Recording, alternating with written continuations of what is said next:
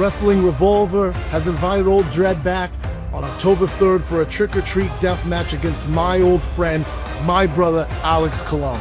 I have a special request for our match that I want to direct right to you, Alex, and that's I want you to show up to our match in theme, in costume. And that doesn't mean I want you to dress up like Frankenstein, Dracula, a werewolf.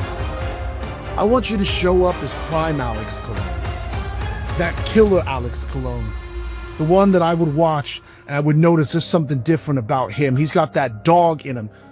The Alex Colon that would win back-to-back deathmatch tournaments. Not this shell of a man. Not the guy that has to cheat to beat me in a foot race. And not the guy that hangs out with frat boys and laughs and drinks and wears crowns and does terrible Nigel McGuinness impersonations.